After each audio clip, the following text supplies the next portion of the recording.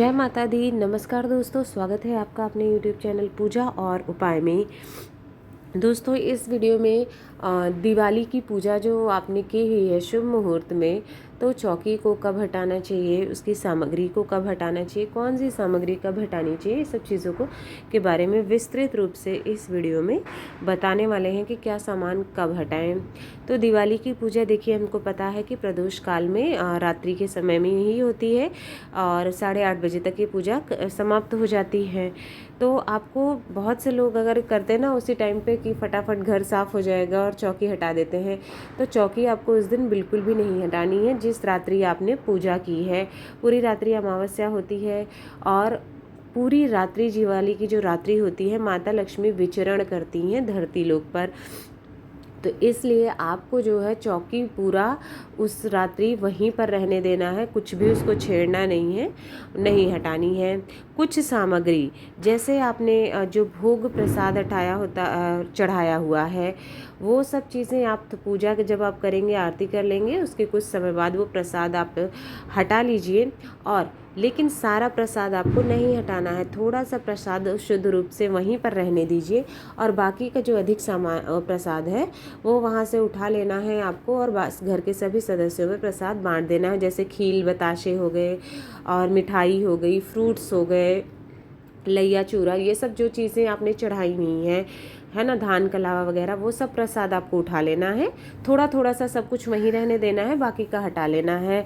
ठीक है, एक फल जैसे रहने दीजिए, बाकी का फल हटा लीजिए और सभी सदस्यों में प्रसाद के रूप में उसको बांट देना है।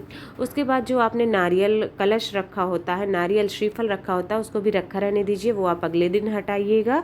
और जो सामान होता है सोने और चांदी का, तो आपको बता दें जैसे कि कमल गट्टा है, कौड़ी है, गोमती चक्र हो गया, श्री यंत्र हो गया है, ये सब चीज़ें भी आपको वहीं पर रहने देनी है।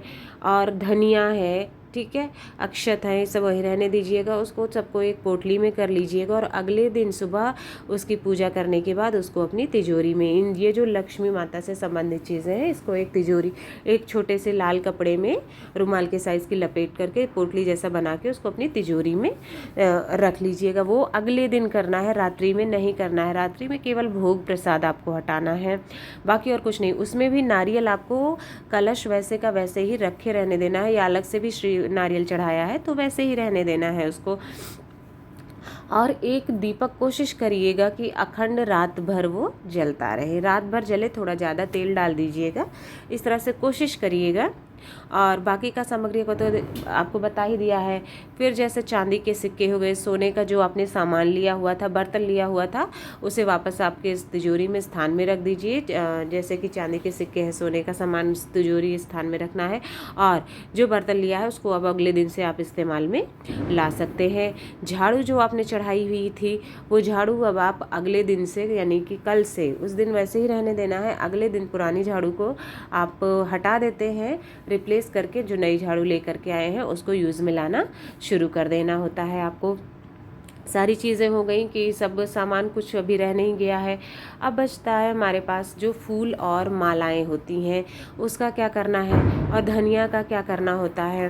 तो धनिया देखिए, थोड़ा सा धनिया तो आपने अपनी पोटली में बना करके तिजोरी में रख दिया है।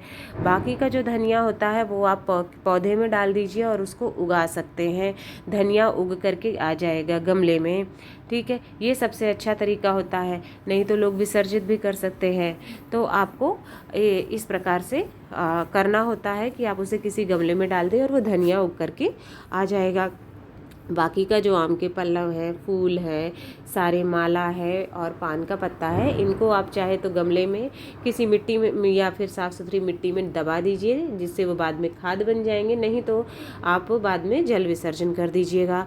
गणेश भगवान और माता लक्ष्मी की जो मूर्ति ली हुई है आपने, उस मूर्ति की आपको पूजा करने शुरू कर देनी है। अपने मंदिर में अगले दिन सुबह में स्थापित करिएगा उसको और उसकी पूजा करने प्रतिदिन साल भर शुरू कर दीजिएगा। और जो पुरानी मूर्ति है उसको हटा दीजिएगा, उसका आप बाद में विसर्जन कर दीजिएगा, जल विसर्जन कर दीजिएगा। ठीक है, पुरानी मूर्ति को हटा के भोग प्रसाद पहले ही आपने को बोला है कि उसी टाइम पे उसी दिन हटा लेना है। तो मूर्ति का ये करना है, पूजा स्थल में रख देना है। भोग प्रसाद हटा दिया। और जो जनेऊ वगैरह होती है इसको आप खुद भी पहन सकते हैं और किसी को दान में भी आप दे सकते हैं। ठीक है, दक्षिणा आपको किसी आप गरीब को दे दीजिएगा, या फिर जो पुजारी जी होते हैं मंदिर में उनको आप दे सकते हैं दक्षिणा।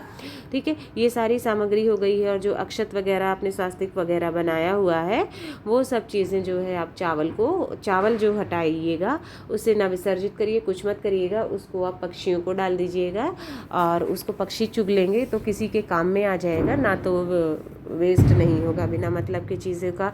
ठीक है, तो इस तरह से जो है आप बाकी चीज़ों का, सभी चीज़ों का आप कैसे विसर्जन कर सकते हैं, कब हटाना है वो सारा आपको बता दिया है। भोग प्रसाद, फल, मेवे ये सब उस दिन हटा के बाकी सारी चीज़ें अगले दिन रखनी है। ठीक है, और जो मिट्टी के दिए आपने हर जगह जलाए हुए थे उसका आप चाहे तो विसर्जित कर सकते हैं, नहीं तो उन्हें धुल के अगले दिन जो है रख लीजिए। उसे आप कभी भी बीच में यूज़ में आप चाहें तो उसे ले करके आ सकते हैं अपने काम में। कभी कुछ यूज़ लगा या डेकोरेशन में कुछ यूज़ करना चाहें तो उन दियों का आप यूज़ कर सकते हैं डेकोरेशन वगैरह में, नहीं तो किसी पेड़ के नीचे आप रख सकते हैं, पुराना वृक्ष है, या फिर उसको भी आप विसर्जित कर सकते हैं जो सामान होता है। जो इलायची वगैरह है, किशमिश है, ड्राई फ्रूट्स है, ये सब आप खा लीजिएगा, खाने में यूज़ कर सकते हैं। कुछ भी इसमें ऐसा नहीं है कि प्रसाद में नहीं हो सकते हैं। पान के पत्ते, अगर आप पान खाते हैं तो फिर यूज़ कर लीजिएगा, खा लीजिएगा। अगर नहीं खाते हैं तो फिर उसका आपको आप जहाँ पर फूल पत्ती का विसर्जन करेंगे वहाँ विसर्जन कर दीजिएगा। कल जो नारियल है उसका बताया आपको, अगले दिन सुबह में उसको फोड़ लीजिएगा और उसके बाद प्रसाद रूप में सभी को वितरित कर दीजिएगा। जो कलश में जल है उसको घर के सभी जगह पर छिड़काव कर देना है।